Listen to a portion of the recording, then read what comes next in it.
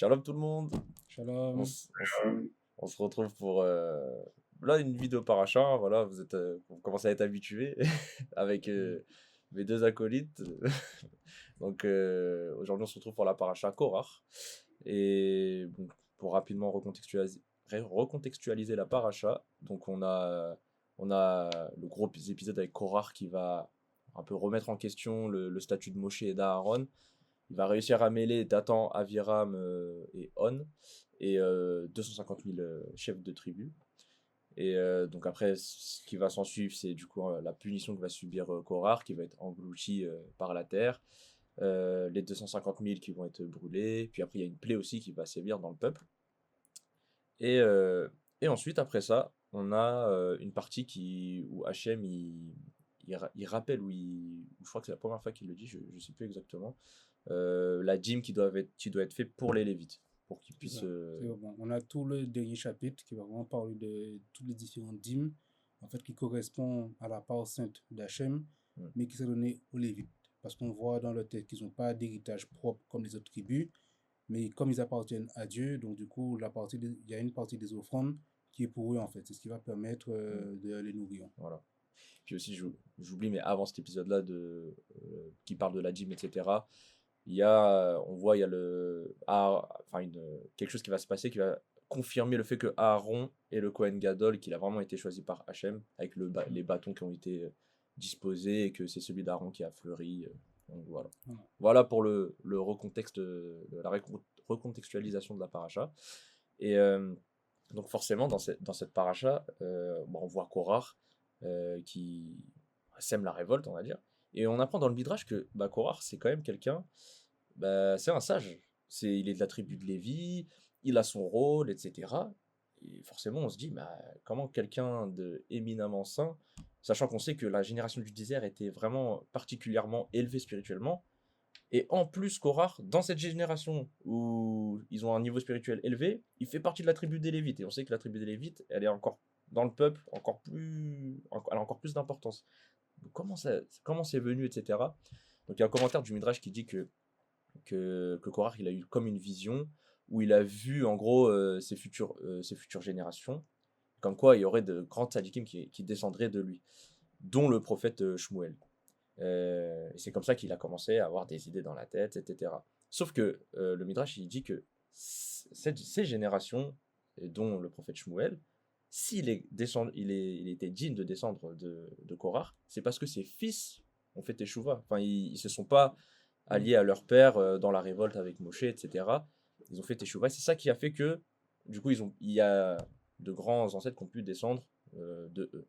Mm. Donc ça, c'est le premier commentaire. Et je sais que Priel, toi, t'as pas mal bossé cette partie justement, par rapport à Korah, l'autorité, etc.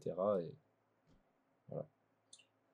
Exactement, on voit que dans la rébellion de Korah, il y a une dimension particulière, tant dans sa gravité que dans la façon dont il l'a faite, parce qu'il a vraiment remis en cause l'autorité de Moshe et d'Aaron. Et cette autorité, elle était particulière parce qu'elle n'était pas anodine, elle venait de Dieu. C'est Dieu qui les a mis au milieu du peuple d'Israël pour leur permettre de les guider à travers le désert et de les faire sortir du pays d'Égypte.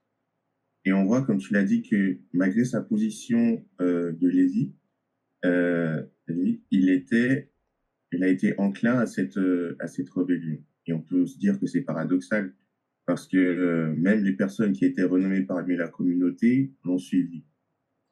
Et on voit que ces personnes avaient beaucoup de responsabilités au niveau de la communauté, c'est dit au tout début de la paracha. Et on peut voir que cette rébellion de toutes ces personnes qui avaient des places éminentes au sein de la communauté, elle est venue d'un sentiment d'orgueil. Ils se sont dit pourquoi nous et pourquoi Moshe et pas nous. Et on voit qu'ils se sont sentis capables, ils se sont sentis dignes de faire le service dans la tente, comme le faisait Aaron ou Moshe qui discutait avec l'Éternel. Et on le voit bien au chapitre 16 de Bamidbar, verset 3. On voit la comparaison, en fait, entre Moshe et les gens du peuple. Et on voit que la comparaison, dans ce sens-là, la comparaison est toujours mauvaise. Parce que soit elle apporte de la jalousie, soit elle apporte du mépris par rapport à l'autre. On se sent supérieur à l'autre et on le dénigre dans ce sens-là. Et on voit que Korah ne s'arrête pas là, parce que en plus de ce sentiment de comparaison, il va en plus émettre un jugement par rapport à Moshe et Aaron. Il va leur dire pourquoi vous élevez-vous au-dessus de nous et vous prenez trop de liberté. Je paraphrase un peu le texte, mais c'est à peu près ça. Et quand il dit vous prenez trop de liberté, c'est-à-dire que l'autorité que Dieu vous a donnée, vous en abusez sur nous, alors que, en gros, nous sommes vos semblables. On est tous saints dans la communauté, on fait tous les mitzvot, et le fait que aussi ce soit le frère de Moshe qui ait la place de Kohen Gadol, ça c'était un peu une forme d'abus pour eux. Et on voit qu'il y a quelque chose d'intéressant dans la phrase pourquoi vous élevez-vous au-dessus de nous, parce que c'est pas Moshe ni Aaron qui se sont mis à cette place, c'est Dieu qui les a placés là, comme c'est Dieu qui a placé Korah où il était dans sa tribu, qui lui a mis, qui lui a donné les commandements propres à sa place, de le servir et d'aider le Kohen Gadol dans le service divin. Et donc on voit qu'il y a un renversement dans la phrase, que c'est pas Moshe ni Aaron qui se sont élevés et qui ont eu la prétention de s'élever, mais c'est Dieu qui les a placés ici. Même Moshe ne voulait pas au début faire cette mission que Dieu lui a donnée. Et c'est pourquoi c'est Aaron qui est parti, c'est Aaron qui est devenu son porte-parole. Et on voit donc c'est Dieu qui les a bien placés ici. Maintenant, dans la rébellion de Korah, il y a aussi le fait qu'ils remettent leur autorité en cause. Donc, il y a un besoin de raffermir cette autorité. Et on voit que pour raffermir cette autorité, Dieu a besoin d'un acte fort, parce que c'est pas anodin ce qu'ils ont fait quand même. Ils ont, en quelque sorte, il y a eu des murmures déjà dans le peuple, parce qu'il y a eu la Shonara suite à cette rébellion, où tout le monde a commencé à se sentir capable d'effectuer ce que Moshe et Aaron faisaient. Et donc Dieu a dû mettre en place un châtiment très strict qui a été demandé par Moshe en plus, alors que Moshe, lui, au tout début de la paracha, ne voulait pas forcément que ce châtiment arrive. Il leur a donné une opportunité de se repentir. Également, on peut voir que Moshe leur montre leur place, leur montre qu'ils ont une importance dans la communauté, que chacun a sa place et que si elle a été choisie par Dieu pour qu'il soit là, c'est pas fait au hasard. Chacun a ses responsabilités et chacun a les capacités pour. Et donc, tu vois, c'est intéressant tout ce que tu dis parce que il y a une question qui me vient à l'esprit, c'est quand tu as dit qu'ils ont eu, ils ont eu cette notion de se dire qu'ils sont semblables en fait, semblables à Moshe, semblables à Aaron. Donc pourquoi pas eux en fait? Et c'est intéressant parce qu'on a eu le cours ce matin de Willis sur le Moussard qui parlait justement d'humilité. Et dans les commentaires du Chumash, avant de commencer vraiment à détailler les commentaires par rapport aux différents versets ou aux différents chapitres, tu as comme on va dire, une introduction en fait qui t'explique que par rapport à Korah, en fait Korah c'est un premier-né. Et on sait que généralement les premiers-nés qui sont choisis, ils ont une particularité ou un statut un peu différent par rapport aux autres frères en fait. D'où ça peut être la prêtrise, ça peut être vraiment un statut plus particulier. Ils ont vraiment comme on va dire, un devoir parce qu'on sait que les premiers-nés, ils appartiennent à Dieu en fait. Donc dans ce sens-là, donc c'est-à-dire qu'en fait, parmi tous ceux qui ont participé à la rébellion, il y avait des premiers-nés et des chefs de tribu. C'est-à-dire que c'est que des gens qui étaient importants. Dans un second, on peut se dire que c'est pas des gens de seconde zone, si on peut dire ça comme ça. Et en fait, toute l'introduction t'explique qu'en fait, c'est vraiment, ça a été une rébellion qui a été fomentée dans le sens où, comme c'est des premiers-nés, ils sont sentis comme un peu, peut-être blessés, Lésés. voilà, lésés ou blessés dans le sens que si ils ont ce statut de premier-né, pourquoi pourquoi il ne pourrait pas accéder à la prêtrise, en fait? Pourquoi il ne pourrait pas faire comme Aaron et Moshe? Et on voit que ceux aussi de la tribu, issus de la tribu de Ruben, Ruben, qui était le premier fils de Yaakov, était un premier-né. Mais ce n'est pas lui qui a obtenu le droit d'aînesse. Ce n'est pas lui qui est revenu le projet que Dieu avait. Donc, en fait, tout ça, je pense que c'est un ensemble. Ce que l'introduction veut nous montrer, c'est que c'est un ensemble, en fait, d'éléments qui sont arrivés et qui ont, comme on va dire, ça crée une racine, en fait, d'orgueil chez Korah. Et c'est ce qui a fait qu'en fait, il a réussi par rapport aux différents événements qui sont arrivés, qui a fait qu'il a réussi, on va dire, à rallier d'autres personnes qui avaient, on va dire, ce statut un peu particulier pour pouvoir fomenter cette rébellion-là, ça. Et on voit ce paradoxe par rapport à l'humilité qui, on va dire, le bon trait de caractère contraire à l'orgueil. Et on voit qu'en fait, ils ont manqué d'humilité dans le sens où, en fait, ils avaient conscience de la place qu'ils avaient, mais ça leur a pas suffi, en fait. Ils voulaient plus. Et je pense que c'est ce sentiment peut-être d'avoir été lésé ou peut-être d'être promené, d'avoir un statut qui, on va dire, a entraîné ou accéléré, on va dire, qui a accéléré ce sentiment, en fait. C'est pour ça je pense que c'est vraiment une mise en garde que la Torah nous donne, qu'il faut bien faire attention à garder l'humilité, à connaître sa place, et que la place que Dieu nous donne, elle a un but bien précis. Et ça ne veut pas dire que parce que Aaron était Kohen Gadol, que parce que Moshe a été choisi pour conduire le peuple, qu'ils étaient supérieurs aux autres. Et même quand tu vois les actions qu'ils ont eues, puisqu'ils sont intervenus euh, devant Dieu pour justement, pour qu'ils ne soient pas tués, pour qu'il n'y ait pas de châtiment à plusieurs reprises. Donc, c'est-à-dire que même eux, ils avaient cette conscience que malgré le statut que Dieu leur avait octroyé, ils étaient semblables aux autres, en fait. C'est-à-dire qu'ils ne se considéraient pas supérieurs aux autres, et c'est vraiment un peuple, en fait, qui sont réunis, et pas juste une individualité où ils ont ce statut et ils sont supérieurs aux autres. Avec des rôles différents pour faire fonctionner le peuple, mais Voilà, c'est ça ne veut ça. pas dire qu'il y a une supériorité. Moi, automatiquement, ça me fait penser à ce que Ambre aussi nous a partagé. C'est, comme tu as dit, l'humilité, c'est savoir où est sa place. Savoir c'est quoi sa place. Et ça, on en a parlé au groupe de jeunes. Willy nous l'a partagé, aussi dans ses cours du Moussard. Mais c'est là où on voit, du coup, dans ce que Ambre a dit, à quel point une petite graine de doute ou voilà, à quel point ça peut faire comme un effet domino en fait sur du coup là on le voit dans cette paracha sur d'autres personnes et après ça fait comme un effet domino, un effet boule de neige sur quelque chose normalement où si tu avais cultivé cette humilité là ça serait peut-être pas apparu et c'est fou l'impact que en tout cas chez une personne ce que ça peut causer donc le doute ou le sentiment d'orgueil naissant. Après, ça peut influencer d'autres personnes. Comme un fruit pourri qui est collé à un bon fruit, après, le fruit bon, il commence à voir la pourriture. C'est un peu ça. Ouais. C'est pour ça que même aussi par rapport au cours de Willy, on voit comment c'est important les traits de caractère. Et ça nous apprend aussi que, comme tu l'as dit, c'était vraiment une génération qui avait un niveau très élevé, que malgré le niveau élevé qu'on peut avoir, il faut être vigilant quand même sur les traits de caractère qu'on a. Et on voit que c'est un travail qui est important. Et comme aussi le Rav l'a souvent dit aussi lors de ses enseignements, on sait que le doute, la crainte et la peur, c'est des choses qui peuvent être très néfastes pour le croyant parce que c'est des choses qui vont te faire rater les buts en fait. Rater les buts, rater les projets que Dieu a prévus.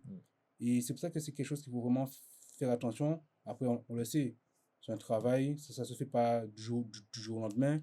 C'est vraiment un travail qui va être progressif, étape par étape, et toujours rester vigilant en fait. Ouais. Malgré le niveau de sainteté qu'on peut avoir, malgré le degré d'importance ou le statut que Dieu nous donne, on doit quand même garder ce cadre-là, garder cette humilité. Et comme William a parlé, on voit que l'humilité, qui est un bon trait de caractère, il ouvre la porte sur tous les autres bons traits de caractère. Et on voit que, dans le sens contraire, tu as l'orgueil qui est, si on peut dire, le mauvais trait de caractère par défaut, qui ouvre aussi sur tous les autres mauvais traits de caractère. Parce qu'on voit qu'il y a eu cette jalousie naissante qu'il y a eu chez Korah, qui a été transmise aux autres et tout, et qui a fait que ça a fomenté toute cette rébellion-là. Donc en fait, c'est une succession d'abord qui est née de l'orgueil, qui a créé de la jalousie, qui a créé de l'envie aussi, qui a créé toutes sortes de sentiments négatifs et qui ont amené du coup à la rébellion qui s'est produite. faut voir aussi que même l'orgueil au sein d'une communauté, ça crée aussi la division. Parce que si il y a un ordre établi et que tu le remets en cause, tu chamboules tout et tout le monde, enfin, il y a des clivages qui se créent, tout le monde va contre l'autre. Et l'orgueil, c'est vraiment, comme je l'ai dit tout à l'heure, ça s'appuie sur la comparaison. C'est quand tu te compares à l'autre et que tu te dis pourquoi lui et pas moi. Et c'est vraiment, ça apporte vraiment cette division dans la communauté où chacun a sa place respective et toi, tu veux te substituer à la place de l'autre, en fait. Et même dans la paracha, on peut voir que la volonté de Korah et des personnes imminentes qui l'ont suivi, elle voulait se substituer à la volonté d'Hachem, dans le sens où ils ont voulu prendre la place d'Aaron alors que c'était pas la leur, et alors que c'était Hachem qui les avait placés là. Ils ont voulu, en quelque sorte, pas dire saboter, mais ils ont créé un obstacle au plan qu'Hachem avait prévu, en empêchant justement l'accomplissement de Aaron en tant que Kohen Gadol. Et on peut voir aussi que ce règlement de l'ordre établi, ça amène une perte, et c'est une porte d'entrée aussi au Lachon Hara, comme je l'ai dit tout à l'heure, quand tout le peuple a murmuré. Et on peut faire un parallèle entre Myriam, qui a fait du Lachon Hara contre Moïse, et qui, elle, c'était dans une optique de bonne intention. Parce que Moïse délaissait sa femme à cause de toutes les choses qu'il devait faire comme étant guide du peuple. Et du coup, Myriam a porté des paroles. Et on voit que déjà, rien que pour son cas, alors qu'elle avait une bonne intention derrière, la punition était d'une gravité vraiment très forte avec la lèpre, qui est quand même grave. Elle a dû être retranchée du peuple pendant un moment. Et on voit que Korah, lui, c'est un autre niveau en fait de rébellion de la Shonara. Parce que lui, c'est pas seulement avec la bonne intention ou toute la bonne volonté du monde qu'il a pu avoir, c'est aussi justement cette notion de substitution à Moshe et à Aaron. Et ça, du coup, Dieu n'a pas pu, comme je l'ai dit tout à l'heure, laisser ça impuni. Il fallait vraiment une punition qui soit exemplaire, qui soit voyante, qui soit pour pas que ça puisse se reproduire. Et on voit également que tout ce qui a motivé cela, comme Rachid l'a dit tout à l'heure, c'était aussi le songe qu'il a eu. Et comme là, on peut le voir avec toute la jalousie qu'il a pu avoir, c'est la relation que Moshe avait Moshe Aaron avait avec Dieu. Dans le sens, on peut le voir aussi avec Kippour, où quand le Kohen Gadol est dans la présence de Dieu, il y a une certaine intimité. Et c'est cette intimité que Korah recherchait, en fait. C'était un excès de zèle qui a amené, en quelque sorte, à cette comparaison et à ces dégradations par la suite. Et on peut voir aussi avec Moshe, qui avait aussi une intimité avec Dieu, dans le fait on l'a vu dans la paracha précédente, quand il y avait un problème qui n'avait pas de solution, il s'adressait directement à Dieu pour avoir la réponse. Et je crois que c'était Steven qui avait dit ça, qu'on ne se rendait pas compte de la chance que Moshe avait à chaque fois qu'il y avait un problème où il n'avait pas la réponse, demander la réponse à Dieu. C'était vraiment une proximité qu'on peut en dire en quelque sorte, mais le fait que Korah l'ait fait de cette façon, qui a mené à la rébellion, c'était une chose très grave. Et du coup, forcément, on parlait de ce qui a pu engendrer ça, ce qui a pu faire germer ça, c'est peut-être, comme tu as dit Alan, déjà, le fait de ne pas être vigilant sur du coup nos traits de caractère, les midotes. Et justement, sur ça, en vrai, il y a un enseignement même dans cette paracha-là, par rapport à. En fait, au tout début, on voit que ils sont, on va dire, 4 qui font la rébellion. Donc on a Korah, forcément, Dathan, Aviram. On voit qu'on a On ou On. Je sais pas trop comment le prononcer. On va dire On. Mais on voit que par la suite, ceux qui ont été engloutis, On, il en fait pas partie. Donc il y a Dathan, Aviram, Korah, mais il n'y a pas On. Et en fait, le Midrash, il nous explique que, en fait, On, il a été raisonné par sa femme, ce qui a fait que il a plus participé à la révolte après, ce qui a fait que du coup, il n'a pas été puni. Et sur ça, il y a le proverbe 14.1, donc qui dit la femme sage bâtit sa maison.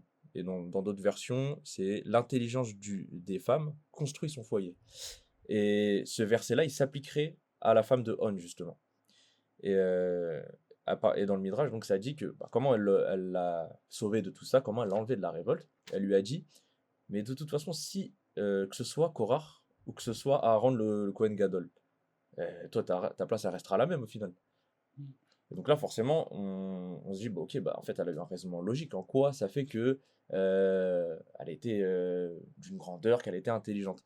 Mais là où justement, en fait, il y a la grandeur de la femme on voit la grandeur de la femme de On, c'est que bah forcément, dans une dispute, enfin, quand une dispute éclate en tout cas, bah, tous nos bons sens, tout notre côté rationnel, on va dire, qu'on pourrait avoir quand on est en calme, bah, quand il y a une dispute, ça disparaît et bah, ça peut laisser place à des pensées qu'on n'aurait peut-être jamais eues en temps normal, des aspirations, mais malheureusement qui sont mauvaises. Et sauf que là, malgré le fait que l'atmosphère prêtait à ça, la femme de On, elle est quand même restée lucide et a réussi à raisonner son mari. Et sur ça, déjà, ça nous apprend que elle a sûrement dû cultiver de bons traits de caractère pour rester ouais, à sa place, rester lucide pour raisonner son mari. Et, et peu après, attendez, Bon, ouais, juste rapidement, euh, tu vois que c'est intéressant parce que je me souviens que Willy nous en parle souvent, que la notion de la femme qui assure au mari, c'est d'être Isokinegdo. Donc, d'être une aide pour l'homme s'il en est digne. Donc, c'est vrai que malgré, avec son statut qui était important et qu'il aurait pu se laisser justement troubler par cet effet boule de neige, mais en fait, il avait au moins ce niveau, si on peut dire, pour que sa femme soit une aide pour lui, en fait, et qui a permis qu'elle puisse le raisonner et faire en sorte qu'il ne soit pas puni comme les autres. Et le fait qu'elle est ramenée à la raison montre que ça. Comment je peux dire ça? Ben, comme tu as dit, par rapport à la dispute, on a vu aussi la deuxième partie de l'enseignement de Willy qui est sur la colère. Donc, quand quand tu rentres dans une colère qui est très profonde, quand tu es très irrité, ben, tu perds la notion de ce que tu veux dire, tu ouais, perds la notion des choses, et c'est comme si ben, tu n'es plus toi-même et c'est des portes ouvertes à toutes sortes mm, de choses. Donc le fait qu'elle ait su garder cette lucidité et certainement ben, peut-être qu'elle n'était pas en colère, ça a permis ben, de refaire descendre la pression à son mari mm, et qui fait ben, qu'il a pu prendre la bonne décision en fait en se rétractant en fait. c'est clair. Mm. Et éviter un châtiment peut-être pour même les générations qui suivront, les C'est ça. descendantes de leur famille. Et bah, sur ça, franchement, elle a eu les bons mots et surtout le bon comportement à avoir.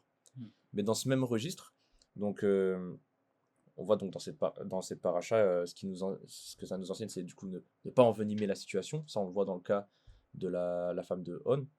Mais on voit, et elle nous enseigne aussi cette paracha de essayer d'apaiser les esprits dans une embrouille, même si on n'est pas forcément lié à l'embrouille, ou alors qu'on n'est pas coupable dans la dispute qui s'est créée.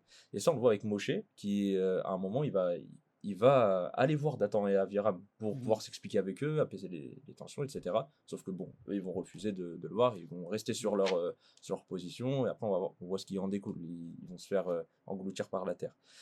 Mais, mais tout ça pour dire que c'est hyper précieux de préserver le shalom, que ce soit dans la communauté, que ce soit dans le foyer, etc. Et que c'est, c'est quelque chose qu'on doit toujours garder en ligne de mire et ouais, qu'on doit protéger comme un trésor, quoi, et faire attention de Mm. ne pas laisser ça, envenimer certaines choses et après, au final, tu vois, t'es plus maître de la situation, ça te dépasse et puis on le voit dans cette paracha en tout cas, hein, Mm. pour les coupables, ce qui leur est arrivé, quoi. C'est vrai. C'est vrai, après tout ce que cette notion aussi d'homme de paix, les sages nous apprennent, alors c'est vrai que là, c'est pas textuellement mis en avant dans le paracha, puisque c'est plus centré sur Korah et sa rébellion. Mais Aaron, qui était le Kohen Gadol, c'était un homme de paix en fait.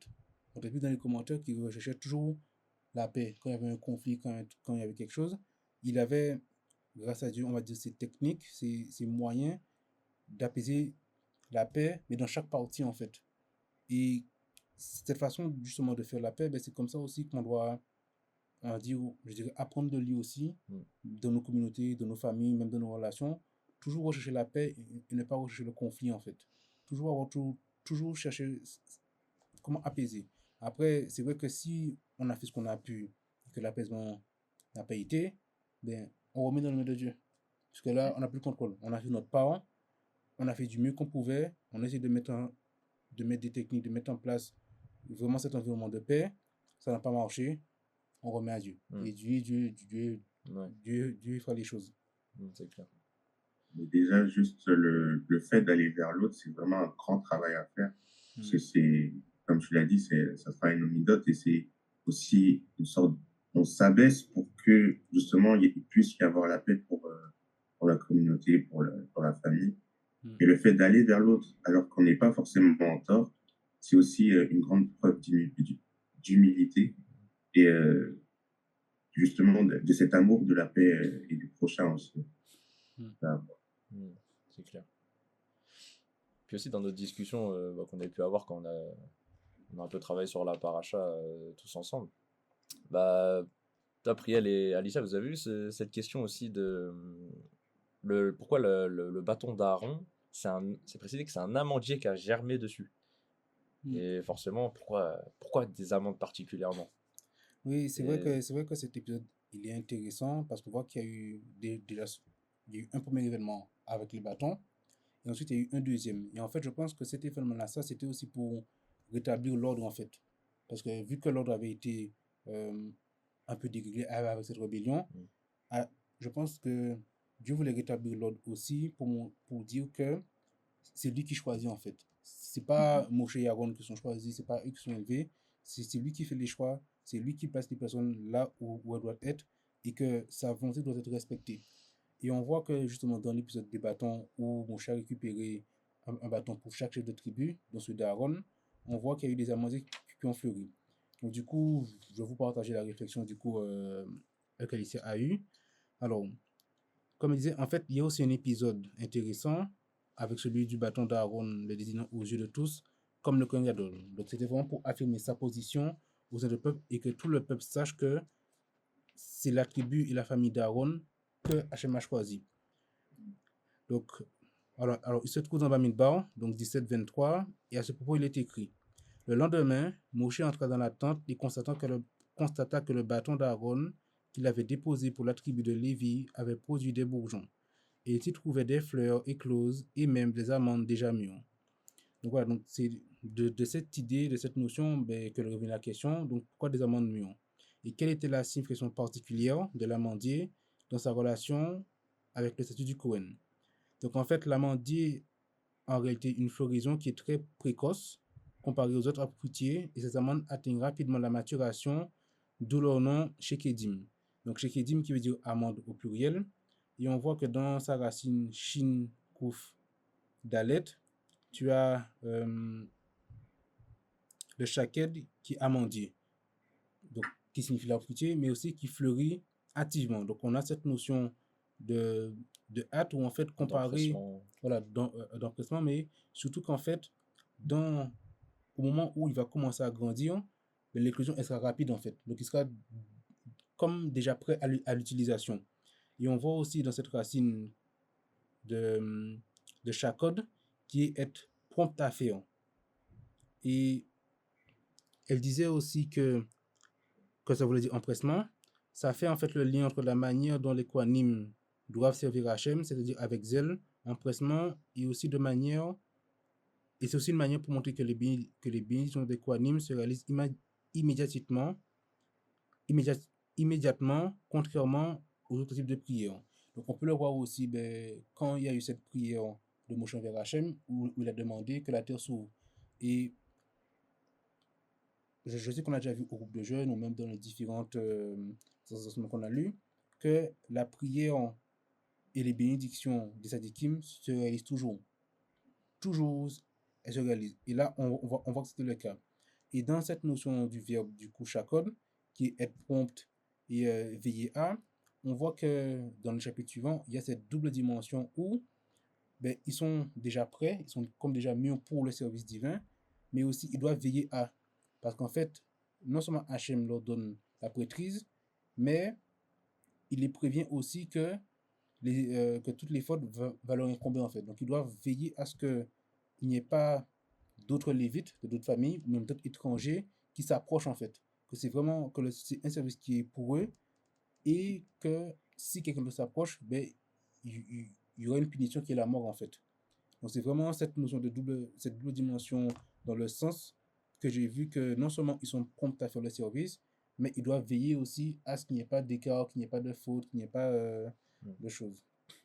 Puis là, c'est vrai que ça se rapporte pas mal au Kohanim, mais je sais que dans même les autres significations qu'on avait vues, qu'on avait recherchées, on pouvait aussi s'identifier à l'amandier, puisque donc je vais lire ce qu'on avait vu. C'était Hachem a confié donc à chaque famille juive une mission: observer la Torah, appliquer les mitzvot et les transmettre aux générations futures.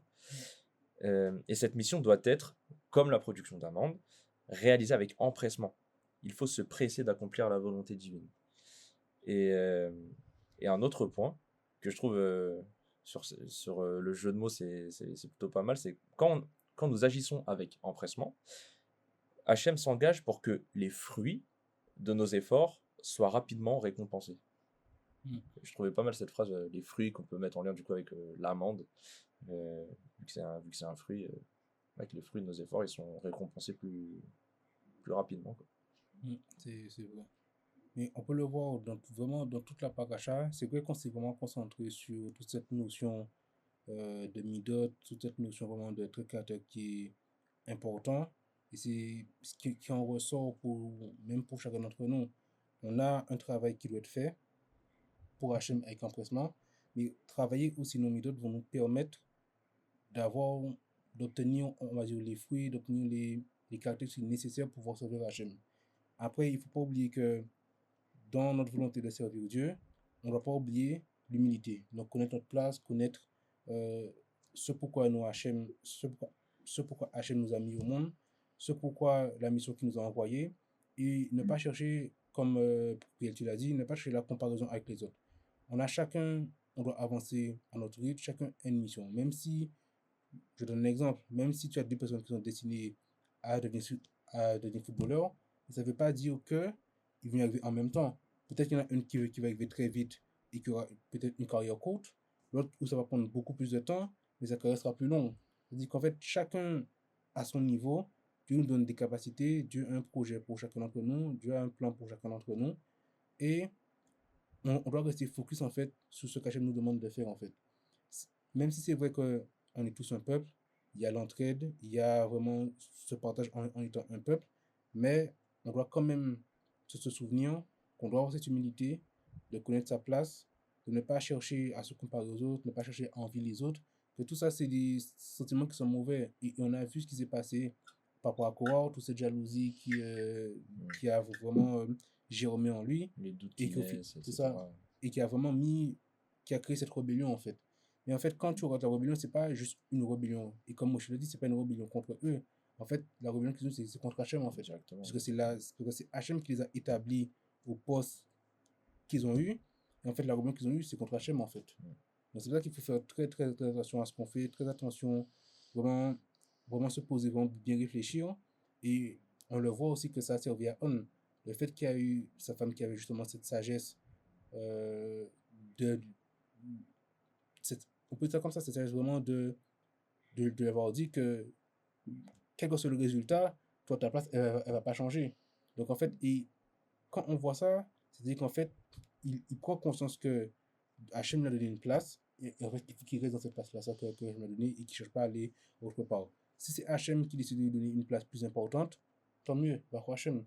Mais dans le cas contraire, et c'est pour ça que dans les proverbes, là j'y pense. Alors, je vais paraphraser un petit peu, mais il y a cette notion où on te dit que tu ne dois pas t'inviter à la table des rois. Il vaut mieux qu'on te dise de monter qu'on te fasse descendre. Et c'est souvent dans ce sens-là, c'est-à-dire qu'il ne faut pas laisser l'orgueil ou l'envie ou l'arrogance dominer et croire que parce qu'on a un statut, parce qu'on a certaines capacités que Dieu nous a données, ben, on peut être prompt ou être prêt à faire certaines choses. Et là, on peut vraiment le voir dans ce cadre-là, ça, où ils viennent tous les deux de la tribu de Lévi, mais il s'est senti lésé, il se dit que, mais pourquoi lui et pas moi, alors que je suis un premier-né?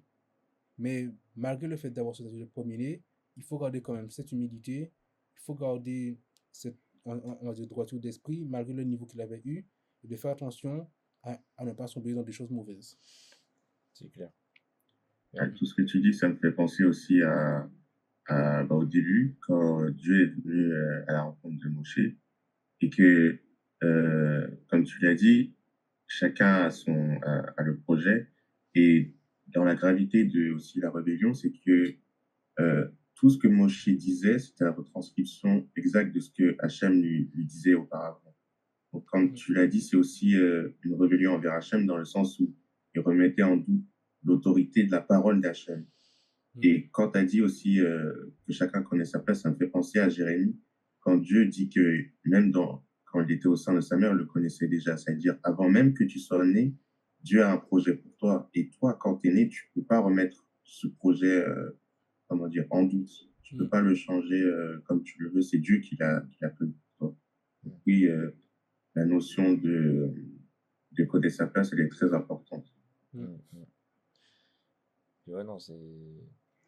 Moi, ce que je retiendrai surtout, donc forcément, on a beaucoup parlé de développer les bons traits de caractère, les midot, et dans ce que Willy a dit ce matin, dans son cours sur le moussard, c'est que, ouais, en fait, l'humilité, parce que ça, on peut se dire, ok, mais du coup, quoi cultiver, parce que des traits de caractère, il y en a plusieurs, etc. Mais au final, c'est vrai que, en fait, comme il a dit, l'humilité, ça ouvre la porte après à d'autres traits de caractère. En ayant un focus sur l'humilité, automatiquement après, il y a d'autres choses de bonnes qui vont germer. Et inversement avec l'orgueil. Et comme tu as dit, Alan aussi, rester vigilant, ça c'est aussi quelque chose, je pense qu'on doit se tamponner. Parce que c'est ça, des fois, t'avances, t'arrives à cultiver ton humilité, etc. Et puis t'as des opportunités dans la vie, voilà. Et sans t'en rendre compte, tu peux glisser, et c'est pour ça, toujours rester vigilant, rien prendre pour acquis. Bon, en tout cas, c'est un peu tous ces enseignements qu'on peut tirer de cette paracha, quoi. C'est vrai. En tout cas, je pense qu'on a fait un bon tour de la paracha. Comme d'habitude, les gars, c'était un plaisir de vous écouter, c'était très intéressant. Oui, toujours. En plus, on a pu retranscrire pas seulement nos pensées à nous, mais vraiment ce que tout le groupe de jeunes a pensé, tout le travail qui a été fait, pour vraiment essayer d'apporter le plus, on va dire, pas forcément de connaissances, mais le plus de notions pratiques pour voir comment on peut l'appliquer à notre époque, comment on peut l'appliquer à nous-mêmes, comment on peut l'appliquer pas seulement dans une notion d'individualité, mais vraiment dans cette notion de communauté. Puisqu'on sait que c'est important que le travail individuel qu'on va faire sur nous-mêmes, mais en fait, il va servir aux autres. Et c'est vrai que, je vais le laisser dans ça, quand je regarde même par rapport aux différentes discussions qu'on peut avoir entre nous, les différentes relations qu'on peut avoir, on voit que les traits de caractère que Dieu nous a donnés, dont nous a dotés, en fait, il sert aux autres. Je prends un exemple. Quand tu as quelqu'un qui est doté de patience, en fait, il sera moins sujet aux angoisses, moins sujet aux doutes, moins sujet à ce genre de caractère-là, ça. Et il va pouvoir apporter cette patience-là, ça, à ceux qui l'entourent, pour que les autres puissent se dire, ah, oui, c'est vrai, il faut que je fasse attention, faut vraiment que j'ai cette confiance en Dieu et que j'apprenne vraiment à être patient. Quel que soit les événements qui arrivent, quelles que soient les différentes choses qui peuvent arriver, que tu peux peut-être voir quand elles arrivent au début de façon mauvaise, mais avec le recul, tu sais que tout est dans les mains de Dieu, en fait. Tu sais aussi que ton Yézéra va toujours essayer de te tenter, parce que comme il est propre à toi, il te connaît. Il sait tes faiblesses, il sait là où il faut aller chercher. Donc vraiment, toujours avoir ce travail, toujours avoir cette vigilance, toujours avoir ce recul dans ce qui nous arrive. Après, forcément, c'est un travail. Au fil des différentes discussions qu'on peut avoir, les différents enseignements qu'on peut avoir du Rav aussi, tout ça, ça nous aide à construire notre cœur, construire notre pensée, construire nos caractères, pour vraiment avancer pas à pas avec Hachem, en fait. Mm. Bah, merci hein, pour cette dernière parole. Hein. Mm. Merci les gars.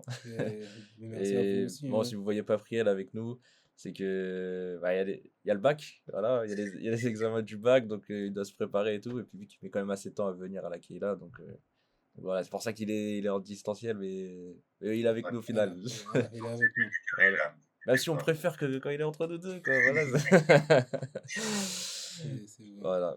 En tout cas, merci les gars. Merci de nous avoir écoutés pour cette paracha. Et on vous dit Shabbat Tov, Voilà. Shabbat Shalom en fonction de quand vous regarderez la vidéo.